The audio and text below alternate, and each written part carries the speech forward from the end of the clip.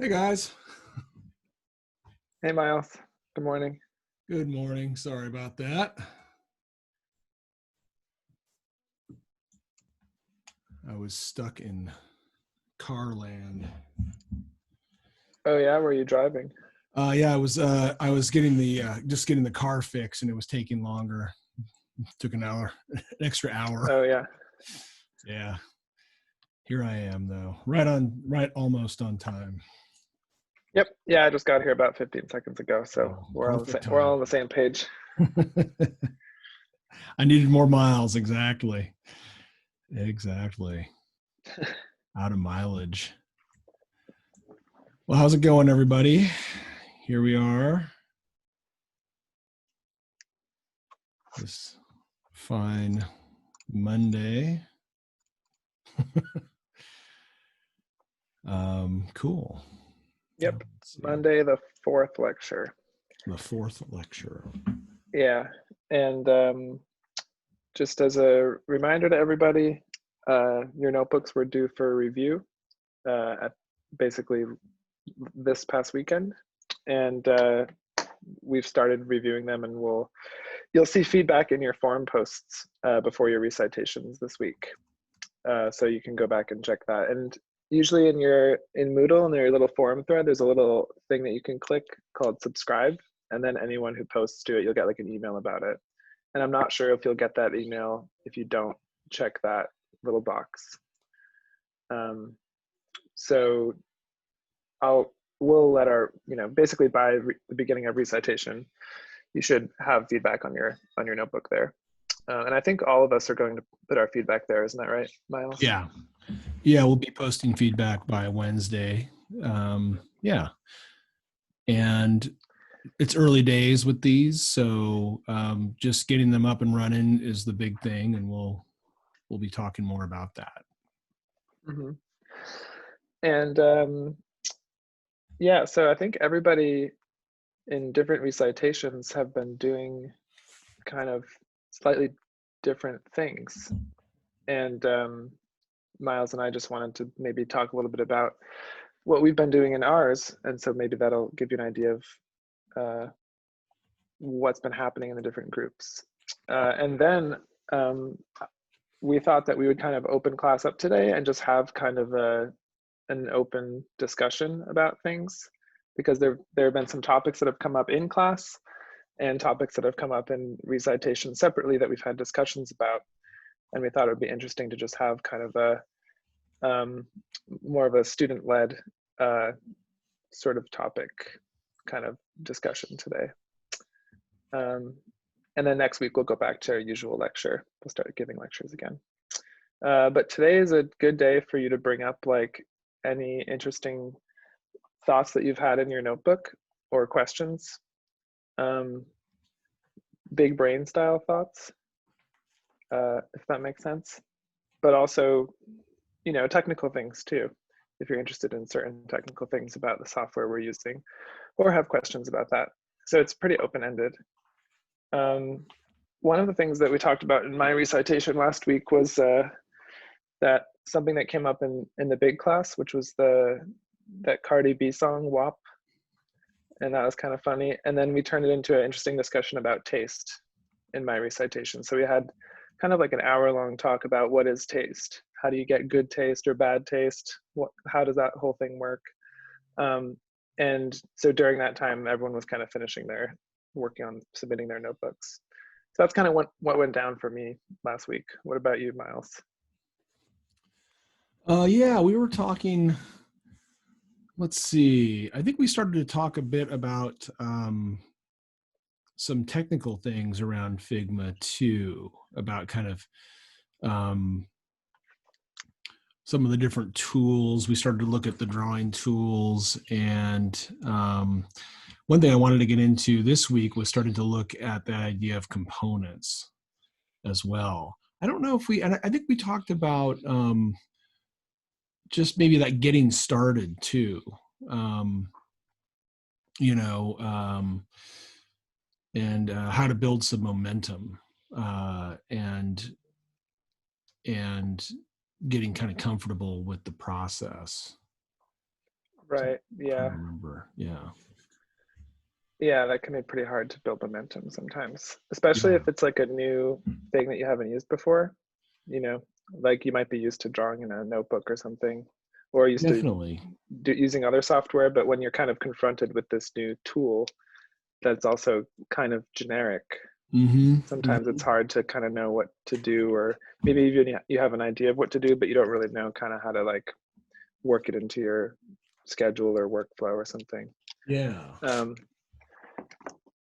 And yeah, I think as long as you try stuff, it's good. But did you guys talk about anything interesting there? I don't think we had anything as cool as that, as Cardi B. No? I was trying to remember. I don't think anything came up quite that, because that's a good one. Well, what about maybe we should turn it over to the class. And those of you who have questions can throw them in the chat or just feel free to speak up. Cool. I'm just closing my windows really quick because somebody's using power tools outside. Which always seems to happen when our class starts. So we're having questions here about animation in Figma. I don't think you can animate directly in Figma in terms of frame by frame or tweening animation, but I think there's a plugin. Oh, someone's saying they saw a tutorial. Okay, so cool. Tell me, you want to tell us about the tutorial? Yeah, people are talking about animation in Figma. Okay. Mm-hmm. Yeah, it's kind of an interesting topic because it's not really something that the designers of Figma planned, but it's something that people are trying to do, like work Figma into animation processes. And I actually And so, have a little bit for my animation class. So if you give me just a second, I'll pull that up and we can kind of talk about that a little bit. Like we'll talk about different ways to start thinking about animation and to start experimenting with animation too. That could be cool. So yeah, but let's put that. I'll pull a couple things up, but go ahead, keep asking some questions here. Bring up, yeah, and the chat's great. Let's see, where did that go?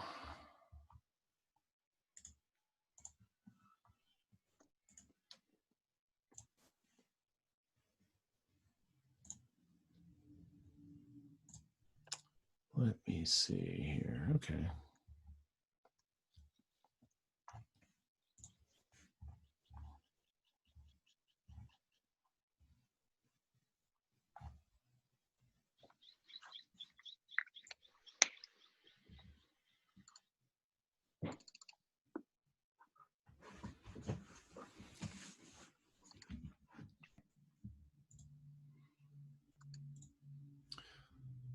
Yeah, so here, I'll screen share.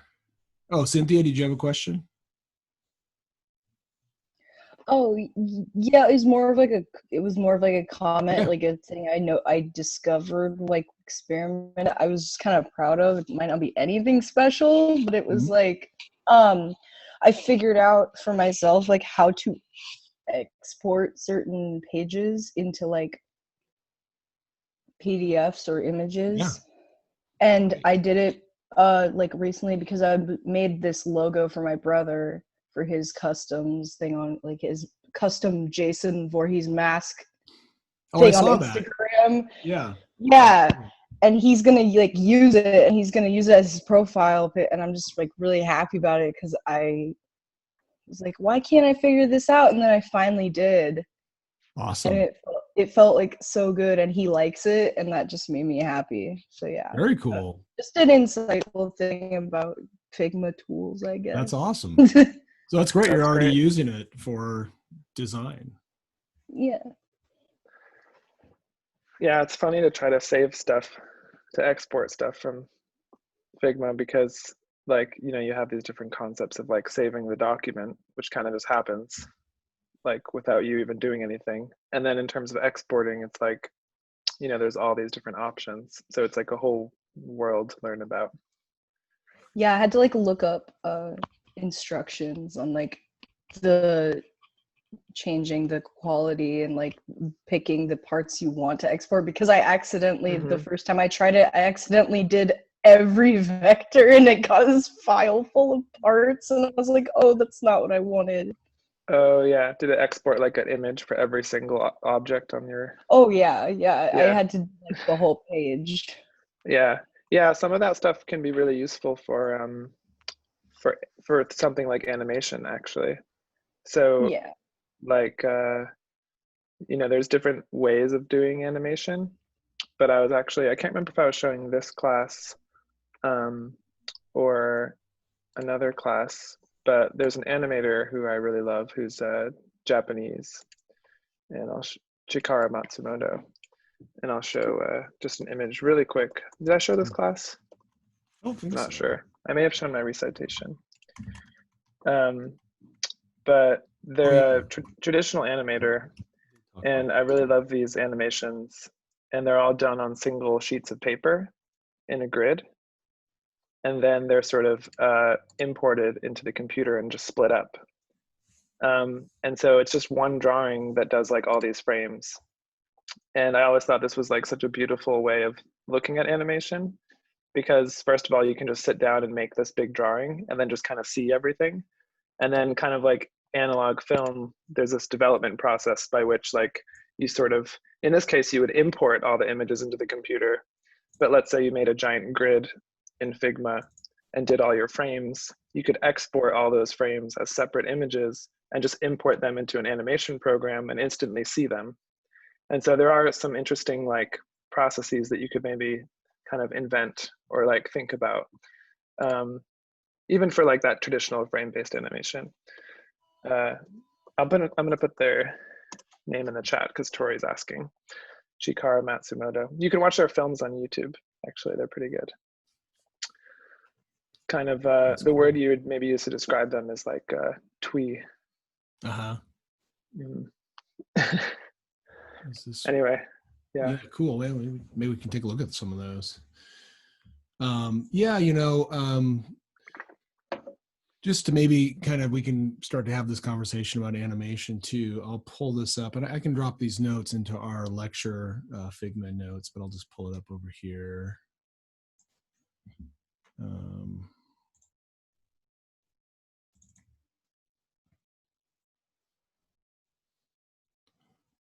So, whoops. All right, are you all seeing this cycles thing here? Is this showing up? Okay. So yeah, I don't know, Figma, I don't think it has any proper inbuilt tools. I think there might be a couple of plugins. I was doing some digging. It sounds like people already found some things. So there might be some cool things that you guys come up with that I haven't seen yet. But one way you can think about it too is you can basically import things from other programs. And so there are several programs out there that would allow you to do frame by frame animation, which is a great place to start. And that things like there's Rough Animator, there's OpenTunes. OpenTunes is free. Rough Animator is like $5 or something. It's an app. You can use it on your iPad. I've had students that have had fun with that. I think Procreate has animation potential. Krita. And so kind of like the Matsumoto stuff that Jeffrey was just showing us, if you think about it as it's a series of drawings, right? So in a way, it's like animation is just a drawing and then another drawing and another drawing and another drawing and another drawing. So you don't really need anything all that special to do it with. You just need something to kind of play it back, so to speak. And we should do a little live cinema thing. I mean, just to show how you can kind of create animation in live, so to speak, and we could talk about have that conversation. But in one of the things that's interesting about Figma is that the animation, I just put some animated GIFs in here, and they don't play back while you're in your kind of design mode here, in your making mode, but they'll play back if we go into presentation mode. And so this was just something we were talking about in the animation class. So I'll go into presentation mode here. theoretically. There it goes. Oops. And now we're seeing the cycles start to come in here, and hopefully it's playing back okay for you Yep. guys. Yeah, we can see it pretty well. So this is kind of neat. You know, it's like you can add these animations into your Figma documents. And so we were talking about cycles, and so cycles are a loop that will appear seamless. So these might be 6, 7, or 8 drawings that are playing back over and over and over again, and then you can do something called tweening, which will move the object that has the cycle, here back and forth. And then you can interrupt a cycle with like an explosion or something like that if you want here. And we were just talking about different ways that cycles work in terms of kind of creating this illusion, this seamlessness, this illusion of endlessness. And so this is a really common technique in video games. Obviously, I think everyone kind of understands that idea. That Mario just has his little 2-frame walk cycle or something from the original game, or Pac-Man, like this. And so then that cycle just can kind of play over and over and over again, and you can change things around the cycle as you like. So, but this is the way you can incorporate things into Figma. All you need to do is if you can create a GIF, somehow you can start to bring things in, and they'll play back in presentation mode. Cool. Yeah. Some of this stuff kind of reminds me of the history of animation in America, like the history of cinematic animation. Totally. And like it's always interesting to think about animators, because animators, some of the best animators like seem to be both invested in not just drawing, but also really optimizing and working with their tools in new ways. And so I actually think it's interesting to think of, it's cool to think about Figma as a tool for animation, because if one can come up with a really great system for, let's say, exporting their frames and then playing them back, or think of an interesting workflow, then they can get all these sort of collaborative features and sort of like get the whole full power of that sort of behind them. And it kind of reminds me of like the person, the man who made Mickey Mouse, iWorks, who is like basically the Steve Jobs, Wozniak, Disney pair. So there was Walt Disney, and then there was this other person, and made Mickey Mouse and also invented something called the multiplane camera. So I don't know if anyone remembers these, like Bambi. I think Bambi may have been the first movie to use it. I'm not really sure which was the first movie to use the multiplane camera. But basically in his garage, the inventor of Mickey Mouse also invented new technology that was used in all the animated films. And the multiplane camera kind of like puts multiple drawings in front and behind each other like this. So you might see like a blurry bush in the front and then like something behind. And so, yeah, I always thought that was an interesting, maybe it was Snow White that used it actually. But I always thought that was a really interesting invention. And also, there's another animator, the animator who created Scanner Darkly. I don't know if anybody saw that film, rotoscoped film. But Scanner Darkly is a pretty interesting rotoscoped movie. And the man who made that, there's actually an interesting story about that movie. The person who made the software to create that movie lost the license to the software when the movie was in production. But basically the way that movie was made is they had to write custom software just to make the movie in the first place. And so it's always kind of interesting to think about like how animation ties into like technology. And often the people who are drawing the frames or coming up with the characters or like thinking of the imaginary worlds are also the people who are developing like the tools that they have to use to build those worlds, which is kind of something that's like, it's common in game design, you know? So it's like usually if you're designing a video game, it's assumed that like you might be coming up with the world, and also the world is a set of rules, and maybe you're coming up with technologies to kind of make that all work. But I think animation kind of used to be a little bit more like game design.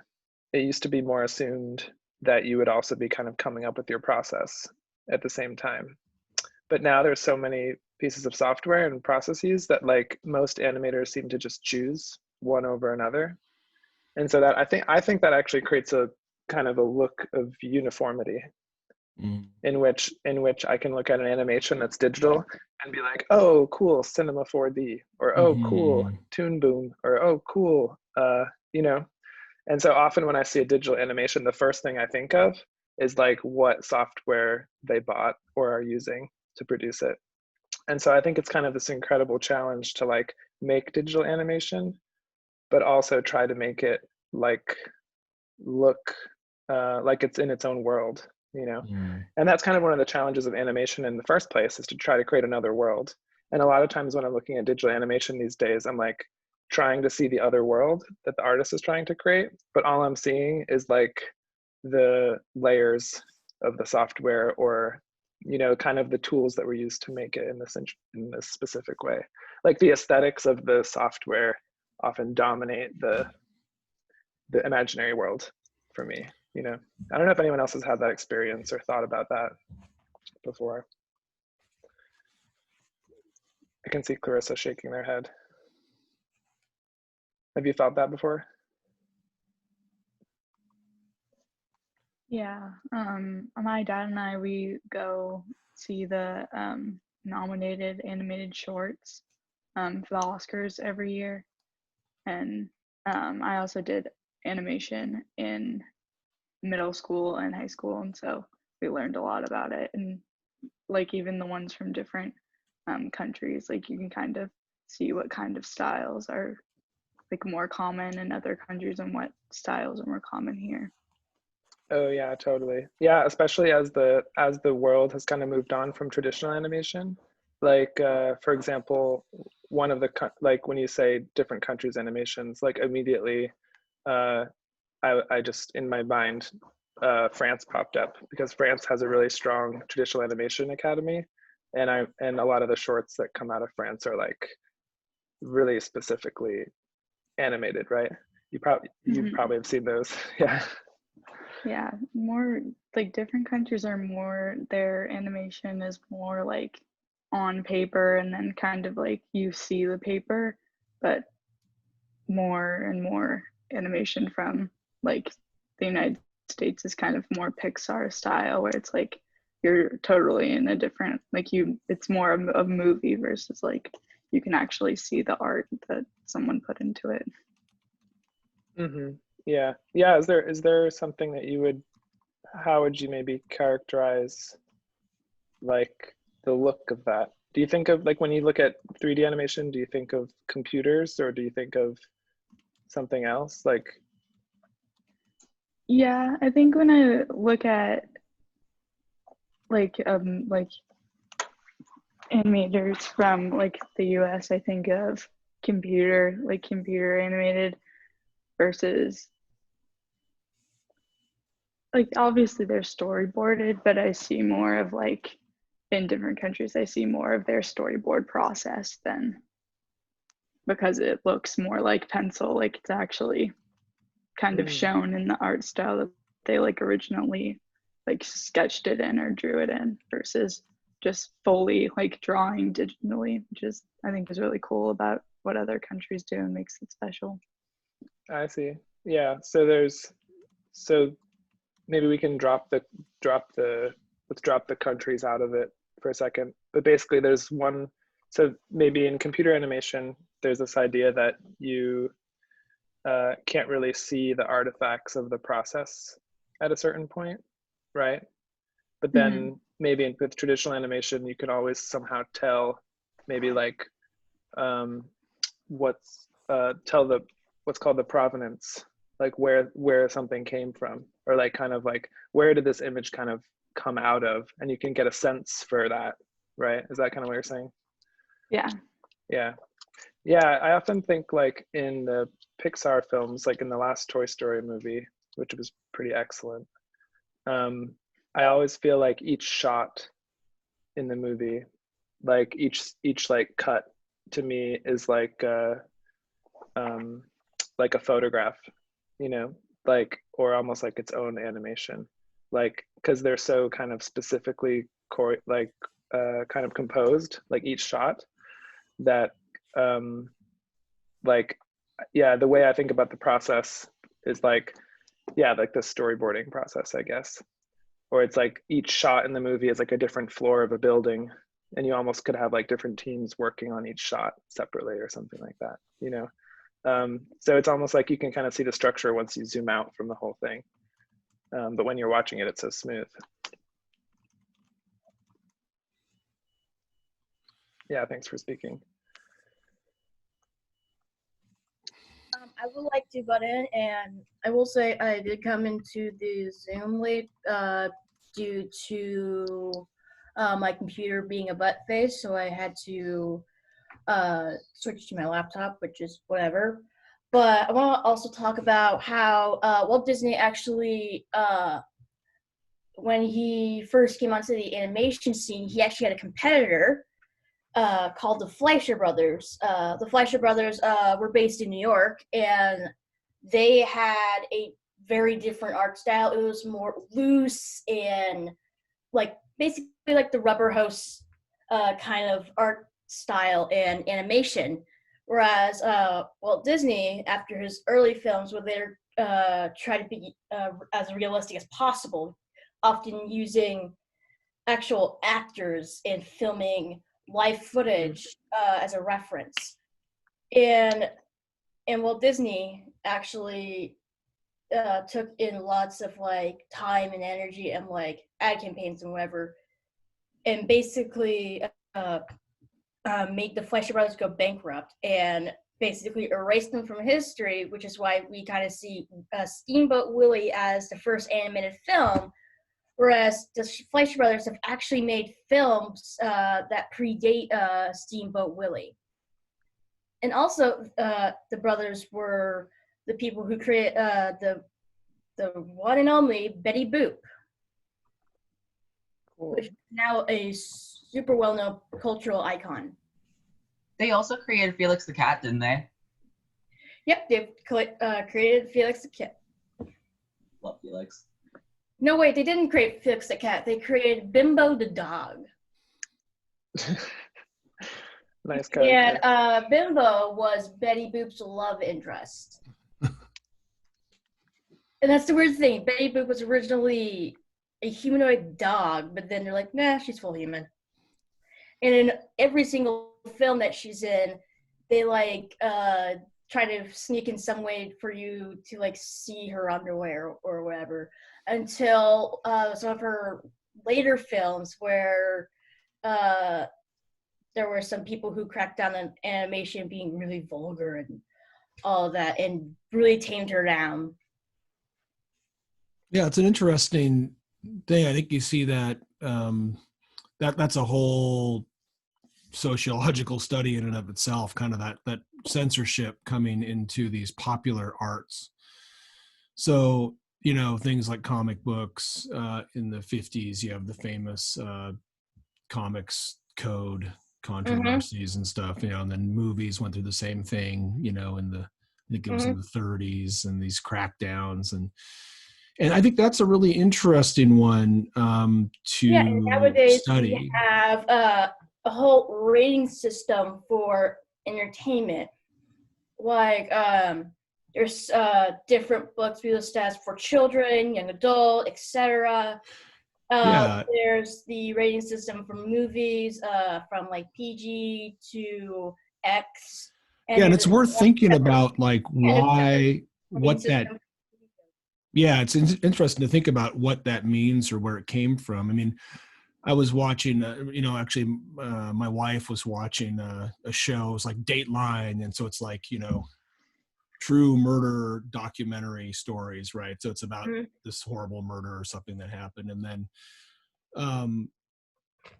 they're going into all like this great detail about how this person, I wasn't paying attention, so I don't know if they were like stabbed or shot, and like showing these crime scene photos and everything. And then it struck me, it's like then they're playing they're playing the interview, like they're interviewing the suspect, and there's a lot of cussing going on, and they're bleeping out A lot, I know. so, and I was like, that's absolutely insane. I mean, you're talking about watching someone get murdered, basically. And you're like, oh, well, we can't, if someone says, fuck or something, it's like, oh my God, like that's not possible. Yeah, it's to really have weird. happen. And also, there are various banned books throughout history too. Like, for example, Howl is a poem that came out in the 50s, and it was a really vulgar poem. It like depictions of sex and a whole bunch of other things. It had homosexual references in there, and when it came out, the people were like, "Oh my God, this is super offensive," and basically banned it.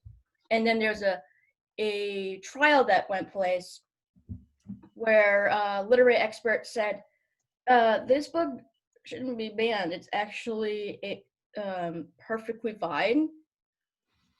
And using foul language or whatever offensive things is a way to show art. And that led to a very landmark decision that changed books forever. And there is a film by the same, it's called Howl on Trial, and it's about the trial that took place about the book, and the author who wrote the poem, and even has some animated segments throughout the film that was basically painting the poem out for us. Mhm. And that history of that is interesting, just what is unacceptable, what's acceptable, who decides that, what the controversies are. It's definitely worth studying. And it'll be interesting to see how that develops in our coming years. Yeah, Howl is kind of an interesting case too, because it was when City Lights in San Francisco published that, they knew that that's what they were bringing on too, right? Quinn, you probably that was probably in the film, but the idea that they kind of were ready for that, or sort of that the publishing of that and the distribution of that poem, which by today's standards is not too, is something you would see as like a rant in a Reddit post or something, but basically the idea that publishing something in order to maybe create controversy on purpose to maybe potentially change the status quo is kind of an interesting topic. That's actually something that's happening right now, although it's in a different industry. I don't know if anybody has been paying attention to this game company Epic trying to strong arm Apple into changing some of the regulations in their app store. Has anyone seen any of that or kind of paid attention to any of that? Because that's something that's actually really important, which ties into some of the Supreme Court stuff that's happening right now. These ideas that the way in which software is distributed these days is not fair somehow, or is not being sort of basically the big idea is that American people are not basically being paid back for the stuff that they helped create over the last several decades. And one of the reasons why is all the stuff that goes into our computer technology was researched and developed through taxpayer money, because it's almost all a result of military spending. So like the GPS in your phone, the cell tower stuff, A lot of the first ever pixelated raster-based images, right? All this stuff was researched by the government and paid for by American workers. And so the idea that a lot of these like tech companies or whatever aren't paying taxes or are creating unfair marketplaces and then saying that it's more about their rivals is kind of like what's sort of up for discussion right now. And the decisions about that are going to change basically your career, you know, and the future of like of the industry that we're kind of floating around in, which is kind of a crazy topic. But in the next 3 or 4 years, it's all going to kind of come down, I think. Yeah, it's quite disturbing. I mean, that these tech companies are now in the position of basically running the censorship show, you know, and controlling these things on this level that's really has nothing to do, or has everything to do with the idea of that freedom of expression, you know, and that somewhere it's being decided by the powers that be that, oh, you can't do this, you know. And yeah, it's quite disturbing. I mean, it's it'll be interesting to see how that shakes out. I don't know all the details behind that lawsuit, but yeah, I mean, it's just one of those things that you're going to start to see more and more headlines about. I have a feeling 2021 is going to be like a pretty big, like that's going to be something that you're going to see stuff about every week, you know, because all these, basically all these things are starting to spin up and start to get underway. And so I think as the election kind of fades away, well, I mean, you know, as much as the presidency may or may not fade out of the news, this is going to be like kind of the next big sort of like epic news like saga is regulating technology companies and splitting them up and stuff too. So it's pretty much kind of assumed now that some of these companies are going to be split up in different ways. So like YouTube might become its own company. Facebook might split up some of its companies. Amazon might split off its web business, which most people don't even know exists. But Amazon runs most of a lot of like smaller companies basically run off of Amazon's servers. And that's a huge, almost like totally unrelated business that Amazon just has. That's almost equally large, running some of the global infrastructure for the web. But what makes us interesting for artists to think about is kind of like, well, first of all, it's content. It's stuff that people are going to be talking about and then you might have opinions about. So it's political content, but also it's going to ultimately dictate like where you can post stuff and like what that kind of means, you know, and how that stuff is actually going to be sort of like monetized or not monetized, and you know how you're able to sell stuff and what kind of cuts that companies take from you, and you know it's going to start to like basically change the rules of the game as they are now into something else. One of the nicer things that maybe our government is doing right now, you know, at least from the outside, it seems that way, is starting to look at this stuff and kind of try to make it more fair. Yeah, you know, as artists and creators, I think that's one of the things that you guys are definitely going to be facing, you know, is how does all of this stuff work economically?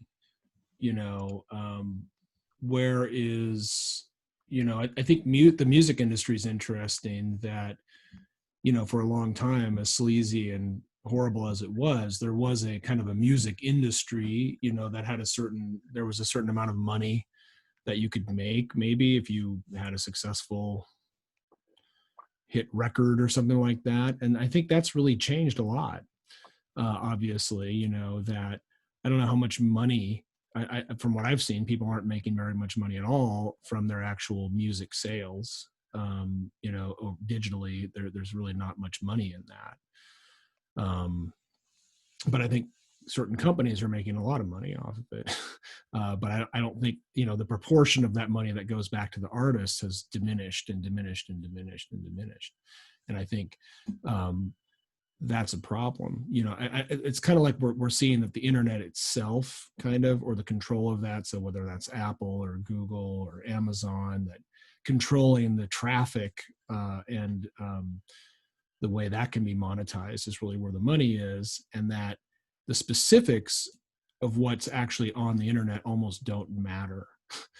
So whether it's something's good or bad, doesn't really matter, as much, and the idea that people are, in a sense, doing a lot of this stuff for free also changes that, and they can get paid for it. Right. But Yeah, the percentage, yeah. Yeah, speaking on that, I guess it's kind of interesting to maybe ask the class, like, especially those of you who might be interested in doing animation, like, what's your kind of imagined path for maybe making a career out of that right now? Or like, is the idea that you're going to apply to work at a larger studio, or that you're going to somehow post stuff somewhere and then people will see it? Like, it's not like you can kind of make an animation and then sort of like sell the video just online and expect people to kind of come buy it. Maybe if it's the most amazing animation ever that already has an existing name attached to it, right? Or the trailer somehow hooks people, but even getting people to see the trailer is maybe a challenge. So I'm just kind of curious, like, what do those of you in class who are animators or want to be animators kind of like think the possibilities are? I'm going to close my other window.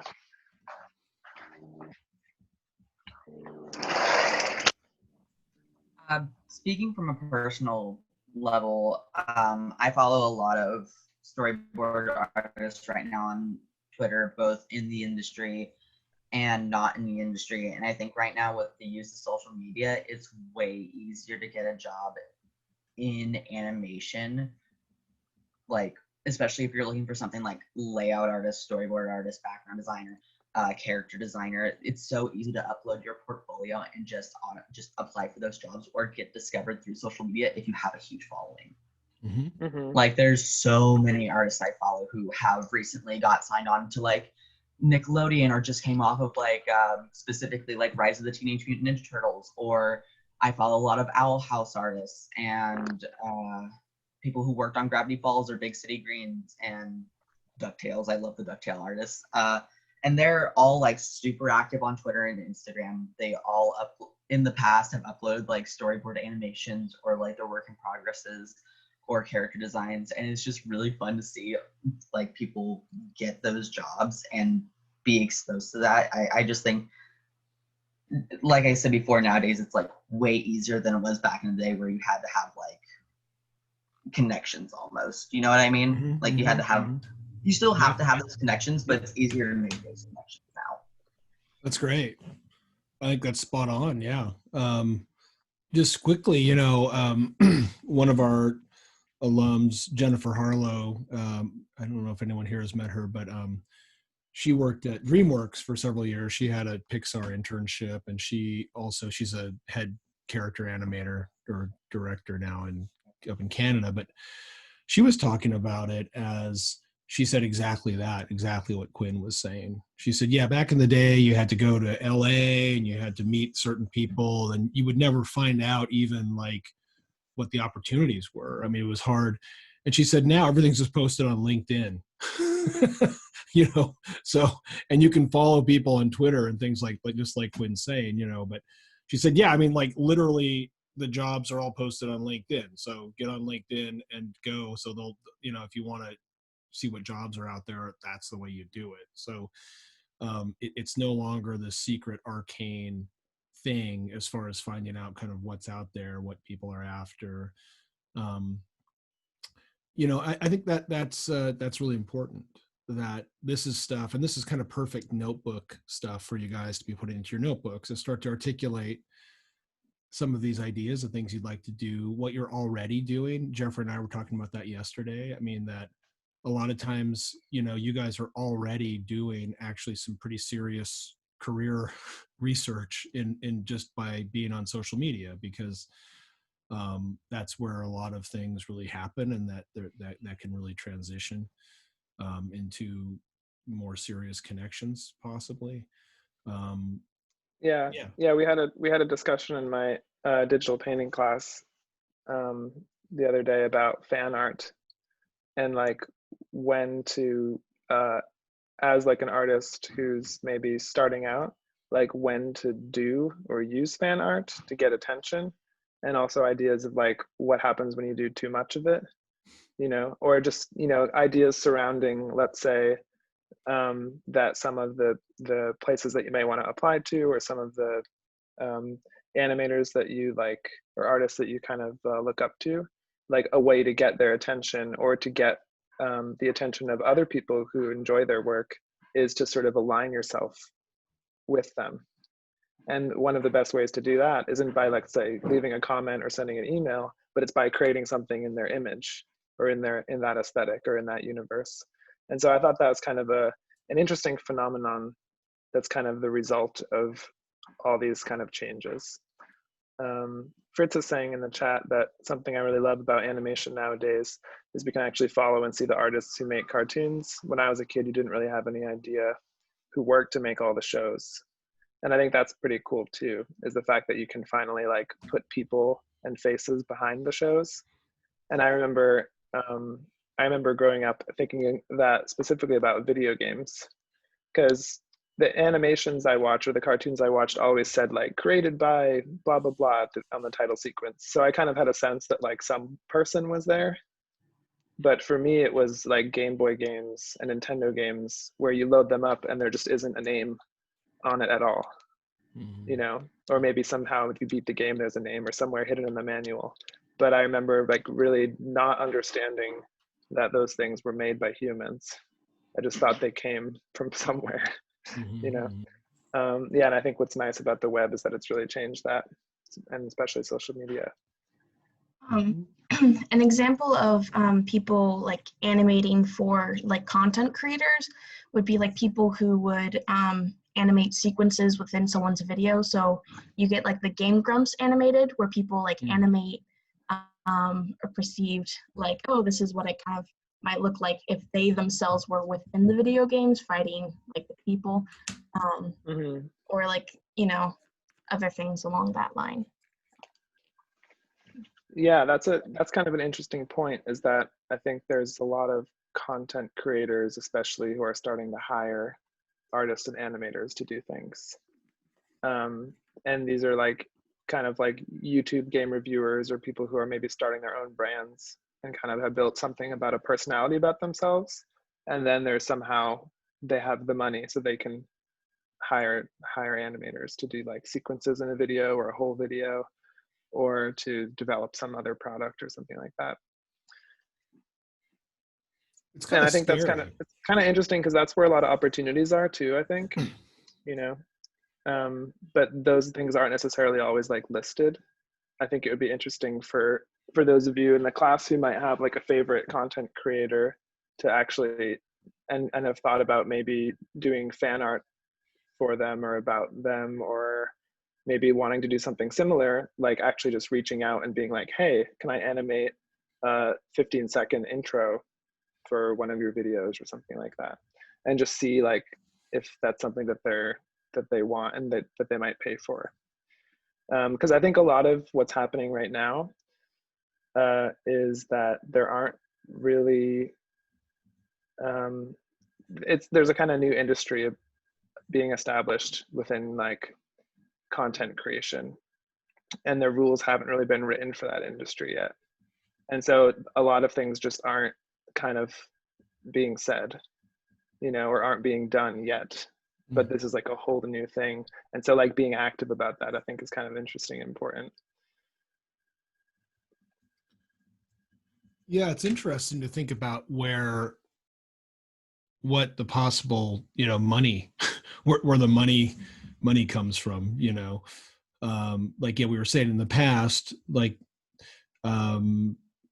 there were pretty set places, like, oh, well, there are these networks, these television networks, and so there are shows being made for these television networks, and they have budgets in the millions of dollars. So if you're doing something associated with those shows, that's a possible way to, tap into that, or doing advertising for those networks. Or and now I think, yeah, like Jeffrey's saying, it's interesting. I mean, you have things like, well, you have new revenue generators like YouTube creators, YouTube reviewers or YouTube shows that are generating tons of money. So that's another possibility.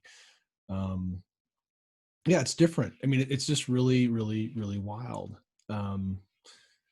Yeah, I think that the internet, something like YouTube is a place where there's really, someone mentioned Game Grumps, there's like, yeah, this stuff's animated.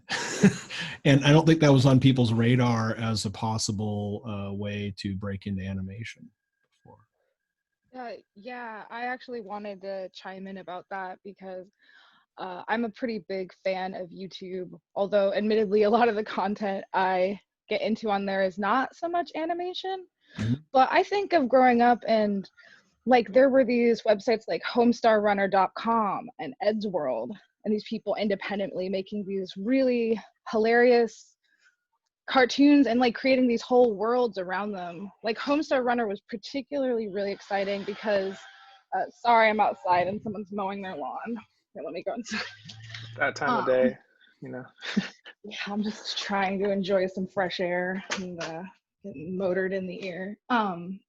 But yeah, and what I really loved about Homestar Runner was that the actual web page you would interact with would have all these interactive elements to it before you even get into any of the games or videos or anything. You'd like scroll over things and there would be characters talking to you and stuff. Mm-hmm. And now that we're in an era of YouTube where there are tons of resource on how to capitalize on that, and a lot of different avenues to build an audience there, and real money there. People have like, it's like funny that some of the content creators I follow, and they're like a student in school, and their full-time job aside from that is creating content on there, and they pay the bills doing that.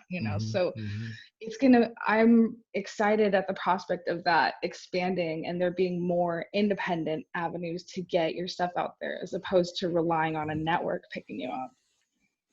Yeah, well, I think that's really accurate. And I think that it goes kind of in line with what I was saying, is that these are the networks that are being created right now for tomorrow.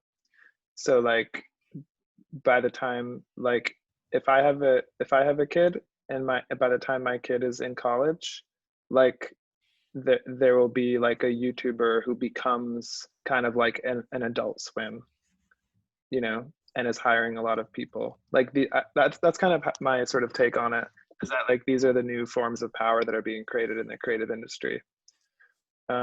And one thing that I've noticed is so I have a couple of friends who work at Adult Swim at Cartoon Network in Atlanta. And I was talking to my friend Stuart there the other day, because I noticed that that Adult Swim has a TikTok account. And some of you know I'm on TikTok, and I was like, how come the Adult Swim TikTok account is just kind of like clips of shows, and the account isn't interacting with the audience at all? Or like, I'm like, wait a minute, Adult Swim, this is like such a big, interesting brand for like teenagers and like young adults. Like, why aren't they like totally controlling this whole thing?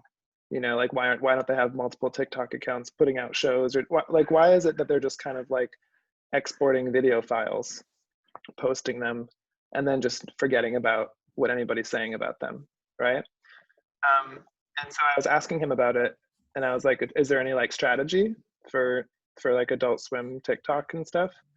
And he's like, oh, that's just the social media like team, and they're already overtaxed, so they're just putting out videos. Like, we don't really, like, they're not really doing anything about it.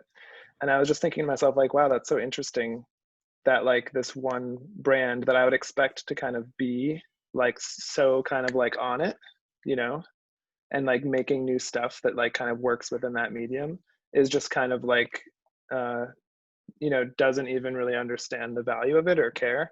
And so it's kind of interesting because I think basically what will happen is, you know, individuals like yourselves are going to come in and actually care and build something, and then it's going to be too late for these older brands to actually compete. And so then they'll probably just end up trying to buy people or buy, you know, the things that other people are creating, which is interesting too.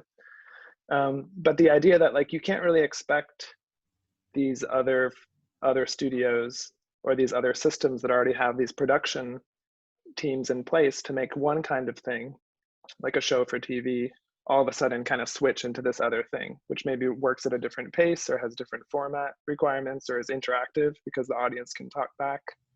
So I don't know, I was kind of interested in that. And even in Adult Swim specifically, they have a Twitch channel and they do streaming shows and things, but they're not that popular. So I was kind of like, oh, it's really interesting that even this kind of brand that seems to be really forward thinking about this stuff somehow is missing some of the opportunities, a lot of the opportunities, I think. Yeah, it would be really cool to see Adult Swim take some of their characters and recreate some viral TikTok memes on there. Like that, I feel like that would be really clever and modern thing for them to do, and it's kind of a bummer that they like haven't gone in that direction with it. Yeah, or even just, you know, take. Go ahead, Tam. Yeah, it kind of reminds me of like the whole like I guess Space Ghost and Brack show thing where like back in like the mid 2000s that was kind of like I don't know, it was very culturally aware. I would say like the Brack show would have like little bumpers in between like you know shows, and that was like you would just have like a little skit for like a minute and that was it. And I'm wondering like why there hasn't been anything like that. Like, I remember that they tried to do a digital thing and it didn't work out so well, but even so. Mm-hmm. Yeah, I mean, it's just one of those things where, like, when you start to have those thoughts, I think it's important to turn that responsibility away from the brand and onto you as like a young artist and be like, wait a minute, like, no one's doing that. I should do that, you know? And even if it's like not as good in terms of production quality, at least you understand the whole thing. So you actually see the opportunity. And even if you're not like an amazing animator, you can take full advantage of the opportunity, you know, and grow your skills sort of in tandem with having an audience. Well, I love it. It's funny. Adult Swim is a great kind of example because like those guys are kind of the smart ass, you know, young people that, you know, and then they kind of succeeded, right? And so they became kind of this established force. And then I think they need that kind of reinvigoration. You know, I think a television show is a different thing, very different thing from a TikTok, you know. And if you're focusing all of your energy into like television shows mostly, then it's hard to really, you know, keep that creative freshness or something. And in a way, it's like I think would you say I would open this up, you guys would know better than I do, that the aesthetic of something like TikTok, I mean, would you say that part of TikTok is kind of, it's almost like throwaway goofy quality, like where like the low production value is part of the aesthetic? Oh yes, there is some very chaotic energy sometimes, and sometimes people just shit post things or even steal other people's stuff and repost it for views, and then there's lots of people who put time and effort into their skits to deliver a good punchline, or there's even artists on TikTok who show off their art and like maybe even tag in their little Etsy shop. Sometimes they just tell stories and or even try to do something to make a mark. And then they're getting verified and joining the Creator Fund, and that's kind of the downside of trying to have a career in social media, you are basically just helpless to the algorithm, and not everyone can just post whatever they want to post and have it blow up. It's very, very hard to be noticed, and it takes a lot of time and effort. And there are big YouTubers that have said in the past how far they've come, how they didn't expect to be where they are, and a whole bunch of other things. And when you really look at it, having a social media career where you're trying to earn money by posting what you want to post, it's not really in your favor. You're basically gambling, and that's a huge, huge risk. Yeah, you can't control. It's interesting. Yeah, there's that element of control. I like that. I mean that a lot of times what kind of breaks on, you know, on a meme site or social media is accidental. It's not like, oh, this is really getting a lot of attention because it has really high production values or production quality. And I think, like, you know, these kind of serious, like like Pixar on TikTok is kind of almost like an oxymoron or something in a way. I mean, it feels kind of like what you're going to make like this really nice, beautiful thing and show it on TikTok. It seems, I don't know. I mean, that's part of the paradox of it. And I think that the younger generation would understand that in a more organic way, you know. And I think that's one of the, like Jeffrey is saying, I just wanted to reinforce that idea that that's like, this is where the opportunities are a lot of times for people, you know, that yeah, I mean, well, I there think are algorithms, and there is. Sorry, Jeffrey. Oh, that's okay. I was just going to say, I think one little small point is turning the conversation away from animation. You know, even though right now in the moment we're talking about kind of video or like moving images, and maybe how you might want to, and at the same time, kind of how your artwork or how kind of maybe interacting with the internet will help you in your career. Like, one thing I've noticed is a struggle, especially on TikTok and YouTube, how artists who make like paintings and drawings can actually somehow like try to compete or try to like be noticed. Because, you know, it's one thing to post a still image on Instagram or ArtStation and kind of be in that world, but trying to sort of break out of that a little bit into a larger audience that's not just focused on technical skill or comics or something, but still maybe trying to make still images. I've seen all kinds of weird strategies for people showing off their still images, and that's kind of interesting to me, like showing the process of making the image, or you know, talking about the image as like after it's made, just like really interesting different ways that I haven't seen before, you know. And a lot of that, maybe it goes with what Quinn is saying about trying to make sure that stuff is going to fit with the algorithm or something. Or kind of like, if you make a great drawing in pencil, right, how do you get people to see it if you have to take a video of it? Yeah, and even then, the algorithm is ever changing. Like you can try to like understand the algorithm and play to what it wants to be popular. By the time you do, it probably has changed, and that's kind of also a thing why it's so hard to blow up on a social media app, unless there's like. I think that there's. Go ahead, I think Chris. that you definitely have to work within the algorithm. You definitely have to be aware of the algorithms, but there's some smart things some marketing decisions that you can make early on. And a lot of the Instagram and TikTok artists that I've seen do well, and Jeffrey's a prime example, is he found a niche, he filled it. He doesn't have high production quality, but he posts very, very consistently within that niche. And I think that's one of the keys is consistent. But in fact, maybe consistent posting is the biggest key that I've seen to people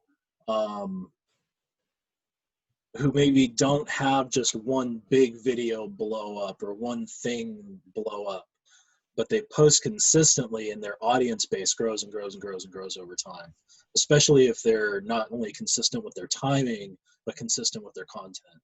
Mm. If I, and correct me if I'm wrong, Jeffrey, but that seems to be what I've seen.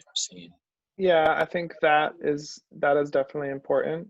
But the other thing that I think is really important that is often overlooked, and I think is especially important for students in this class to hear, is networking. So the idea that you're not your own skyscraper, like you're not a silo, you know. Most of the really popular artists on Instagram or YouTube or social media in general, you've probably seen this, they always collaborate or kind of like bring their audiences to one another.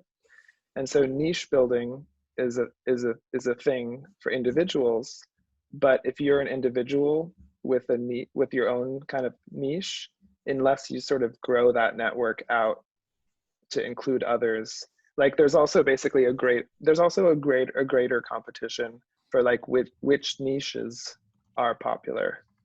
Does that make sense? So for example, like on Instagram, it's like comics versus painting versus photography, maybe, right? So the algorithms that Quinn is talking about categorizes not just individuals, but also categorizes groups of individuals. And so one of the best ways to grow or to like think about this industry, or maybe the next sort of phase of the creative industry, is to think about what niche you might be in, but also like who are your other family members in that niche, or who's maybe fitting that for you right now, and how you could also integrate yourself into the like network of that. So it's really also about interacting with people, I would say. So like With cross promoting through showing other people's art, hashtags and things like that, or yeah, actually, so I mean, I'll just to talk a little bit about my experience with this. One thing I've noticed is that my particular like strain of content or whatever has a really specific audience, actually. And I realized at a certain point that I'm not going to grow further, because I kind of found, I think, most of my sort of niche audience on the app. And so so there might be a couple more, there might be some more, but the thing that I've noticed about anyone who's bigger is that their niche itself is bigger, right? So now I'm actually in a process of actually bringing people who were my friends before I got TikTok, and trying to actually get them to come on board and like grow a network. And that's what you see across YouTube. That's what you see across Instagram.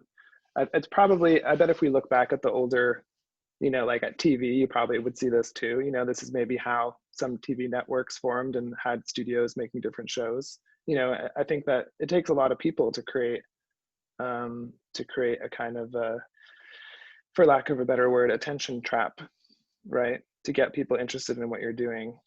It's not just about you, it's also about your interactions with other people. You know, like at 7:30 there's this show, but then at 8 there's this show, right? And that's totally different people, but they're on the same channel, right? So the idea that like you can wrap together other people's opinions, or like diverse opinions, and put that into kind of a niche, I think is just kind of like one of the facts about, like, it's almost like one of the laws about how media works in general, how mass media works.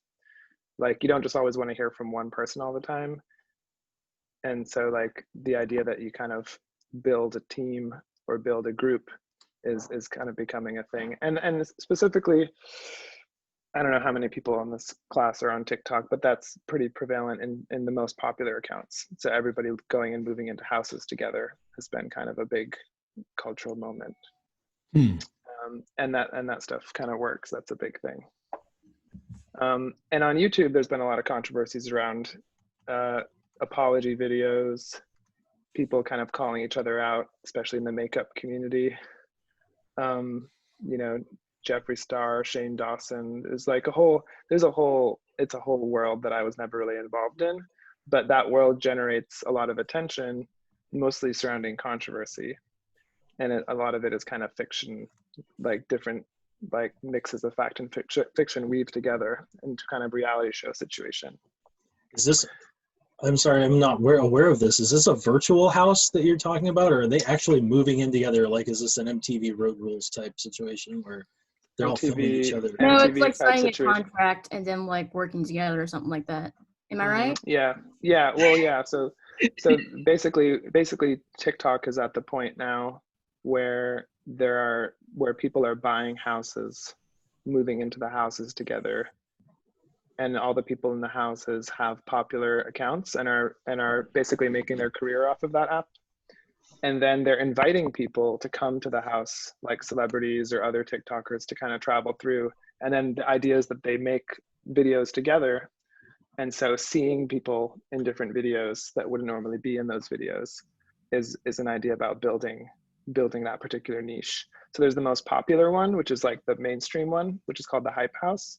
But then there's also some other ones. Like there's one for kind of like what's called like alt kids. There's kind of the more alty house, you know. And so I believe Fenty Beauty also has one where they do like mostly makeup influencers and stuff like that. Right. Yeah. And it's kind of interesting because you actually see like, so these houses, it's kind of funny to think about. I think these are going to become the like the studios, the sort of production studios for these media industries, right? Like there might eventually be like a kind of an animation house, right? Or like, but basically the idea that people are physically moving to the same space in order to work, but they have independent accounts that are generating income. So like the old model used to be that you have a company. This is kind of an important change. So the old model, like let's say in animation, right? You have a company. The company has some arrangement, or your studio has some arrangement with like a TV channel or something. You produce your episode, right, on a regular schedule. For example, South Park has their own company, South Park Studios. They produce their episode on a schedule that Comedy Central dictates. So they basically work for Comedy Central as a group, right? That's a structure in which like one sort of entity controls the stuff that gets put out to people. And so that entity has a budget from advertising. They take in all the money, and then they can give money to South Park Studios. They can give money to some stand-up comic or whatever, right? So that's like a kind of like funnel of capital. This is a different model. This is a model where each individual worker is responsible for their own income stream, right? And they might still work or live together. Or they might produce collaborations together, but it's a constant negotiation of like, does that kind of make sense? It's a different idea, but I think we're going to be seeing larger things and more like ambitious projects being made within this new economic structure. And you know, one of the reasons why I think it's important for us to talk about this is because like this is the structure that you're going to be entering into, you know, once you graduate from here. And it doesn't really matter whether you want to be in social media or not, because the structure is going to be so big that it's going to kind of change the sort of the rules of the game, you know. The people who are like running these accounts and these houses and kind of thinking about these brands being made, these are going to be the names or the people who get movie deals and who get to create things for Netflix, or, you know, kind of look backwards and get deals to do things. So it's like, if you're not going to kind of be in the game, kind of like if you're not, I kind of have this feeling that it's like, well, if you're not going to be one of those people or one of those workers, then most likely you're either going to be working for an industry that's outside of entertainment, like maybe as a designer for a company or something like that, like a tech company or a software company, or you're going to be maybe working for those people as like an independent contractor, maybe doing animations for this or that, or designs for this or that. But the idea that this is like a new locus of power right? And a kind of new structure for a creative industry in which individuals are kind of have their own sovereignty, even though they might kind of work in the same building together, right? The income doesn't come from like one company. So it's kind of cool to think about this stuff and also kind of try to understand what you want to do about it as an artist. It's okay to run the this other is way. this is Yeah, why you can run the I'm other way if you want to.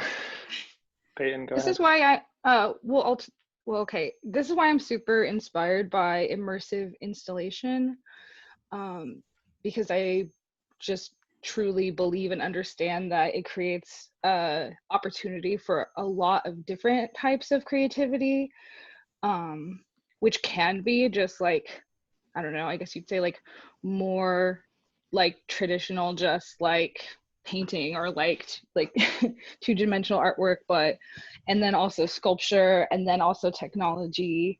And I'm definitely a huge fan of Meow Wolf. And they have done a lot of different things, you know. They created an immersive exhibit in Santa Fe, New Mexico. And they are also building a much larger one in Denver, Colorado, as well as they have opened one outside of Las Vegas recently. And they've also produced music videos that incorporate their space, but also their creative team. So there's like one particular like amazing one where like it has like puppets and there's all these like cool special effects where like the wall is opening up and animation. And I just think like alternatively maybe to a sort of like hype house situation, there, you know, this is a group that started as an art collective and then has expanded outwards and has had people kind of like believe in them and invest in them, and it's really taken off and is this explosion of creativity that has a super strong collaborative base. And I'm just, I don't know, I'm super into that because I totally know how important networking is to making things happen in your life. So this seems like almost like a natural way to engage with that. And also, you know, there's a lot of places where burnout comes from, but I do think there is something about being around different types of created things that can be very inspiring. You can kind of step aside from maybe the main thing that you do and appreciate someone else in your network that does something totally different, and that can sort of reignite the flame of why you love to do what you love to do. Yeah, totally. I think Meow Wolf is kind of an interesting example because it is kind of it's kind of what Miles was saying. It's about maybe running in the other direction, right? But if you kind of think about it a little bit in terms of the economic structure, like, okay, so there's still artists in a living together in a house kind of deal, or moving around doing these installations, getting opportunities to kind of travel together and do these sort of ticketed immersive installations in which the money that they make is based on paying a ticket price. But the interesting thing to me is that these are also part of the same, they're part of the same new kind of economic structure for creatives, in which the reason why people are buying tickets for these things and the people who are excited about going to them, it's often about making media inside of them. So it's like you need an interesting background, you need an interesting thing to put your body into, right? Or to say that you've been somewhere. And so these are kind of these like almost new form of almost like social media friendly roadside attractions. If I were to kind of like really put it down a peg, you know, I would say it's like a roadside attraction for like Instagram stars to take advantage of, right? I know that's not necessarily like you know, I'm pigeonholing it a bit, but to locate it also as almost like another kind of plug-in of the structure, right? Where the creators in this case might not have their own following, but they're creating a service by which those who kind of have an audience can sort of use that as a tool. So it's interesting to think about these immersive installations as tools for people who are maybe climbing that ladder that we were talking about. right? As a kind of Yeah, totally. as a kind of art Oh, that's supply, fucking huge. right? Background as art supply. How much do you think this hoodie costs? Are you still in class? No. Okay, just making sure. I am. How much do you think this hoodie costs? Fucking massive drip.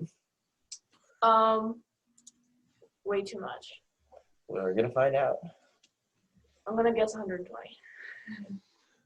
That's my official A guess. small price to pay.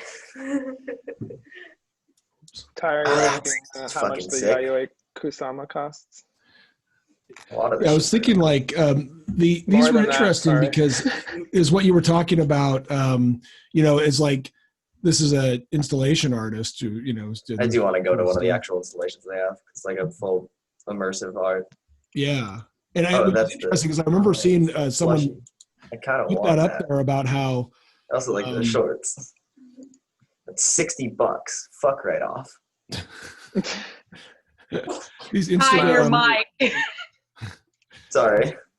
It's all right. These Oh, the camera's Instagram off? Oh, there's- like types of Instagram images, and one of them was just like inside of a Yayoi Kusama installation. Like kind of what Jeffrey was saying, that like this became a thing that really proliferated because she was she's an artist, like doing these installations and like in the art world, and then I think they really kind of took off as far as like this kind of Instagram location for people to look amazing and like doing some cool thing in the middle of this. And so that's an interesting kind of parallel there. I mean, how these weird kind of metamorphoses happen, like something might be intended as such and then it becomes something else, or it takes on a life of its own through the way that it interacts with social media.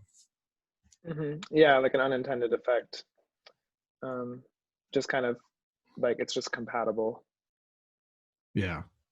Very, very cool work, and everything. And then it's like, oh, that's like, Meow Wolf. And then it's like, oh, that's interesting. This kind of virtual, it's a real space, which I think in the virtual world is kind of exciting to people, like people still like going to Disneyland, for the same reason. Maybe it's like, ooh, it's this physical embodied place, it's different from a video game, but it's kind of like a video game in a way, kind of has those cool aspects.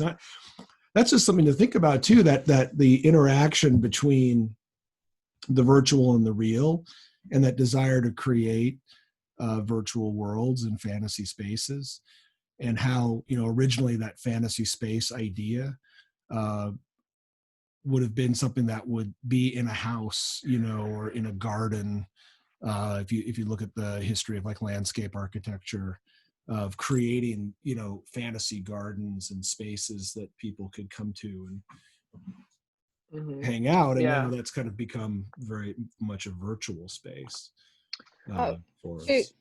To kind of bring it back to some of these like big animation networks, one thing that I always thought was really cool and inspired me was the Adult Swim Carnival that was going around for a while, where they had this full experiential thing, and they'd go to like college campuses and stuff, and they would have all their like branding and characters there, and then they would have a big stage as well where they would show exclusive content that you could only go see if you went to their carnival event. And that's something to note about Meow Wolf too, that before the pandemic hit, it was in the top 10 venues in the country. Totally. So beyond being just an experience to go see, people would also have these unique concert or other performance experiences. And actually an earlier Meow Wolf as well, they actually did an entire like a 3-hour-long play where they like built out the sets, and there were monitors, and there were these different things that were animated, and it was this full performance. I've never seen any video of the performance, but I have seen some images of it, and it just seems like a cool thing. Cool. It's also a cool thing too. I've seen some mini installations of Meow Wolf where they get hired at different events along the West Coast to put in anywhere from 5 to 7 different little mini installations. So their group of artists gets hired to travel and do other stuff for other people as well. Yeah. I have a friend who I've known for a couple of years who lives in LA, and they're kind of like a social media artist, and they've done a lot of like kind of murals and walls and things like that that are designed specifically for people to go and take pictures of themselves in front of. And right before COVID happened, they were spearheading this like $3 or $4 million contract to build a mochi museum Cool. over in Asia. And I remember like seeing all the plans drawn up, and I visited his office, and there was like he had like 5 other people working on it, and then it all just like fell through. You know, the contract died because of COVID. And so I think that one thing that kind of, Peyton, what you were saying is kind of interesting, because to bring this stuff up now is kind of like also to recognize that this was about to become a huge industry and was kind of on its way to becoming a huge industry, and it was just basically put on pause. And so it's interesting to think like pretty soon, you know, eventually it'll open back up, and you'll see this whole other side of this kind of new economic structure, which is like the real, right? The real space, the real spaces made in order, basically the idea is new architectures designed to support the creation of virtual media. Yeah, I'm hoping this whole crazy thing, even though of course I don't want it to stop, but you know, there's a lot of people who share that sentiment about a lot of things right now. But it definitely made me feel like, well, you know, maybe that means it really is the right time for me to be in school right now. So that way, maybe on the other side of some of these things, can dive headfirst into some really cool projects. Mm-hmm.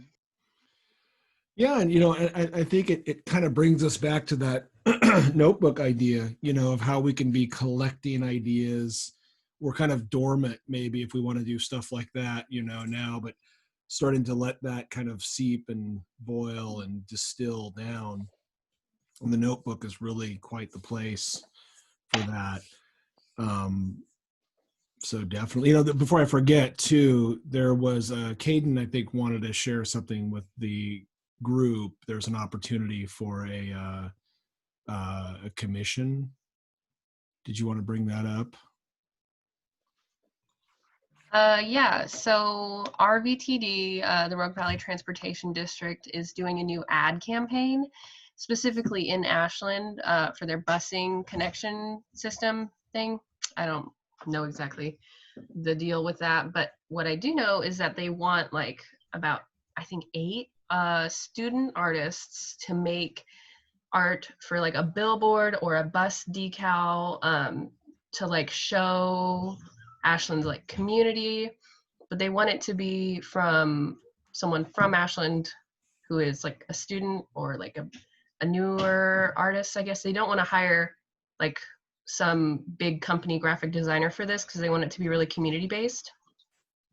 So if you have a portfolio or experience doing anything like this, I'll drop my email. And then you can send me your stuff and then I'll forward it to the manager of RVTD, and then he'll get back to you about like what he wants and the opportunity. Right now, the money for one piece is, the current budget is $200. So if you're interested, just like, I'll drop my email and you can let me know. Thanks, Kid.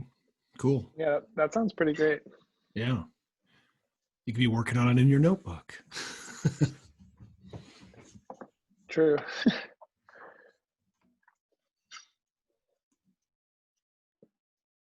Anything else y'all are thinking about? We have about 20 minutes left of class.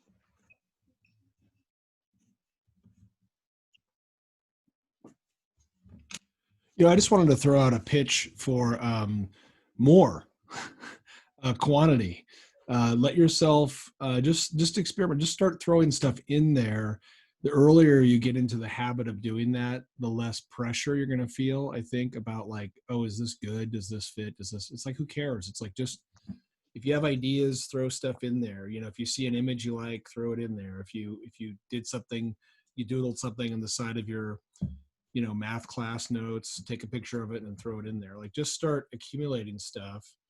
And then part of the process, I think, of doing the notebooks virtually, one of the nice things is to start to, then you can start to reorder and move things around and look for connections between things. But really, I think the first order of business is just to start accumulating things, and don't expect things to be good or finished or amazing. Let it be scrawly and funky and have a lot of stuff in there that's kind of like, whatever, but Yeah, let yourself really take a gamble, just throw it out there. totally. Yeah, so far what I've seen from the notebooks and my recitation is that I have a handful of students who have, a handful of you have focused on presentation and the notebooks look really great. And then others have focused on kind of taking notes or being a little bit messy. I think both those camps could kind of benefit from just dumping stuff, like dumping links, dumping doodles or drawings or thoughts, and then maybe refining them later. And it might be interesting to think about like doing like setting a timer and doing like a 30-minute kind of like brain dump of things or of thoughts, and then later on you can draw or think about that as like almost like creating a cloud for yourself to look at, of that you can kind of like almost like building a mine, and then you can go back and sort of like mine that space for like more interesting thoughts later on. But yeah, I think Miles is right. We're not really seeing the quantity that we would like to be seeing, or at least there's going to be another review, which is week 6, or week 7, I think. And so at that point, I think now is a good time to kind of start to focus on like putting more stuff in the notebooks. But you all have done a pretty great job at starting to think about like what it is you're going to use them for. And so I think the next thing is to kind of like actually run the race a little bit and maybe create a regular schedule or think about adding something to it every day. And on the same note, you might be putting too much pressure on yourself to have your notebooks make sense. They seem almost like, oh, this is what I'm using it for, and that's cool. That's great, but sometimes that might be almost overly restrictive or something. Like you don't have to know. That idea can change and evolve, and you're really, it's like that's what we meant by experimental. Like you don't necessarily know how you're going to use it or what the best thing, what your process is going to be. Partly we want you to kind of maybe surprise yourself a little bit at what you discover. Yep. Yeah, I think that's one of the ideas about quantity, is like the more you do something, the more likely you are to like figure something new out or understand like what it is that you're really doing that thing for. There's a famous there's kind of a famous aphorism that goes like, if you don't like doing something for 1 minute, try it for 2, and if you don't like doing it for 2 minutes, try it for 4. And I think that a lot of times for creative stuff that holds true, especially like for those of you who have had experiences maybe like learning guitar or learning an instrument. Your first experience is often a pretty terrible one, and only through accrued time and interest can you actually develop more interest. And so sometimes you just have to kind of sit there and like try to do it a little bit longer, and sort of like allow yourself to feel anxious or like, not really sure about things, and let those feelings pass, and then actually start to put more stuff down on the page. But yeah, in general, the approaches are pretty good, I think. I just wanted to share throw a couple quick thoughts out there too. One is that Figma is kind of weird as a drawing program, as we've been talking about. It does have a pencil tool. It's kind of freehand, but it's really awkward. It's not necessarily a free flowing format in one way, but it's free flowing maybe in another. And I think it'll start to open up when you start to maybe discover what you like about it. And sometimes, maybe you don't want to keep forcing it to do something, or maybe in trying to force it to do something, you've discovered something really cool, that it wasn't meant to do. That can be great too. But I wanted to just kind of as a metaphor almost, just show, this is the artist Henri Matisse, you know, later on, and he would do these drawings, and he had this stick, you know, that he would draw with. And you can see one of the things that's so crazy. I mean, can you imagine drawing with a big stick? You know, and what are you giving up, you know, in drawing with a big stick? And what do you gain in drawing with a big stick? I don't know. What do you guys think? Yeah, like why would you purposely want to do that, you mean? Yeah. Mm-hmm. Why is that something we might want to experiment with, or why was he doing it? That sounds like fun. Sounds like fun. I love it. Yeah. Yeah. That's cool. And I always like the big stick. Yeah. I mean, I think that when drawing, it's about distance, right? It's about being able to see more of the picture, and also use a different part of your body to make the lines, which means that the lines that you make are going to be a little bit different, you know, and the energy that you put into them is going to be different. Mm-hmm. So the space of the drawing is going to be different as a result. And so I think that it's a good analogy to think about using Figma or any tool, is that as you come to a tool, you know, it's going to exercise different muscles, and there's going to be things that you find that you like about it and dislike about it, but specifically not really caring so much about your own likes or dislikes. It's like, what kind of effects does it have on your creativity, you know, and how could you maybe use that or use it in an interesting way. I think that one thing that Figma does is it allows you to have some distance from your own visual thoughts, or maybe externalize some of your visual thoughts. You know, you can very easily like put things into boxes. You can make Venn diagrams. You can draw geometric things that mirror the structure of your thoughts or your ideas. And so it's really, really quick and useful to come up with processes and ways of thinking, as opposed to just doing drawings or importing your character designs or paintings. So it's good as an organizational tool, but for your existing media, let's say, like making a storyboard or kind of a mood board. But I think it's even better as an organizational tool for the things that aren't really visual yet, right? So it's a nice tool for visualizing like the things that you're thinking about, as opposed in relationship to art, you know? Yeah, and thinking about what are the advantages of the tools that you're using. So the big stick has the advantage of you're far away. So you're actually seeing your drawing. If you're doing a giant drawing, you're seeing it from the perspective of someone who's going to see it. And it forces you, as an artist, it forces you to think boldly and big. You know, you have to think in terms of like, oh, this is my idea. I have to put it down. I can't fuss with it, right? Because you can't get in there and be like, ah. You know, you've got to say it and get off the stage, kind of, you know, like just, it's this, and then it goes over here and it goes down here and it goes down here. And that's all you can do with a pole like that. You can't get in there and fuss with it. I also wanted to show just one more Matisse here from his later years, you know, which are these cutouts, right? So he was doing stuff with cut paper. And so, you know, he was having various medical issues, you know, but what's so fascinating is that he came up with these kind of methods of working that were incredibly expressive and beautiful, but they were about kind of reducing a certain, like trading off one kind of control for another.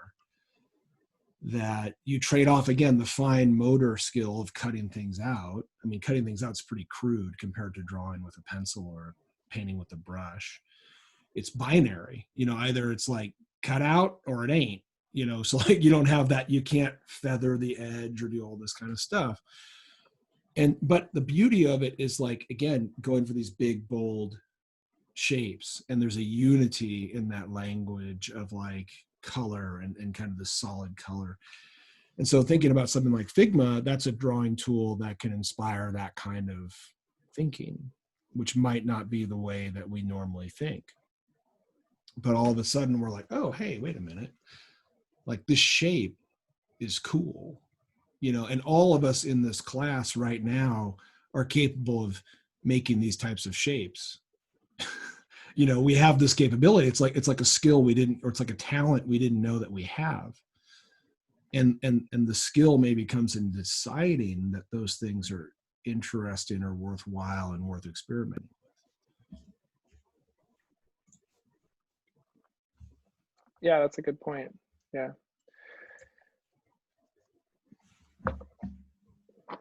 I think that like it's interesting to kind of consider that every tool also begets a potential language for yourself.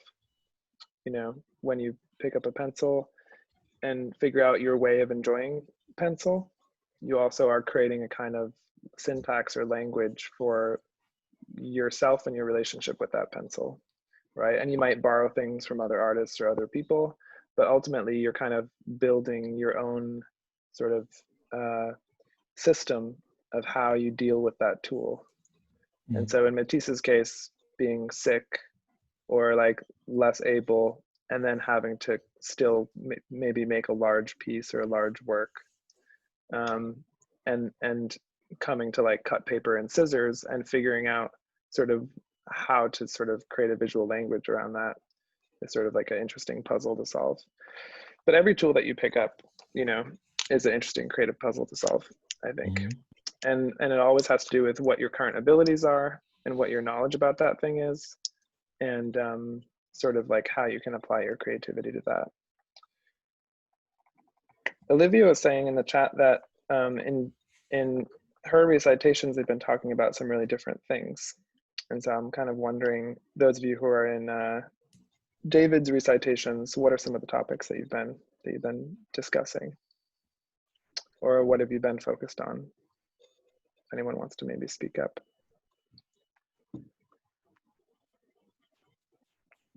Yeah, Olivia just wrote it in the chat. We basically have been talking about like more creating content rather than just discussing over certain topics. Mm-hmm. So it's not very, yeah, a very specific one. It's just very broad, I would say. Yeah.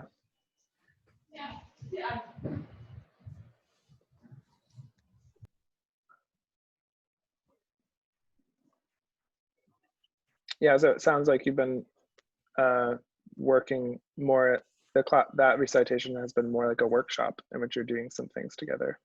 I've been doing a bit of that in my recitations too. But yeah, this lecture, this period is mainly about more general ideas, bigger ideas. And then the recitations is a mix of that plus some technical things. And each of us has kind of our own approach to that, but that's okay. Actually, Miles, we have a meeting today, and I think we're all going to talk about this class. That's right, we are. Yep. And I think that David and Bobby will probably visit this main period. I don't know about next week, but we'll try to schedule them in so that they can kind of maybe be our special guest one day. Yeah, our very special guests. Exactly. Anyway, I think with that, maybe it's time to end. Cool. All right, well, we'll be looking at the stuff and commenting in the forums, and you guys can go ahead and comment in the forums as well. If you see some cool stuff that people are doing, let them know. And we'll be talking to you guys later on this week. Mm-hmm. Yeah, you're welcome to check out everybody else's notebooks too. Maybe we forgot to mention that. And in the other classes as well. Yeah, and all the recitations, everything's open for you to sort of peek at. All right, see you guys soon. All right, see you later.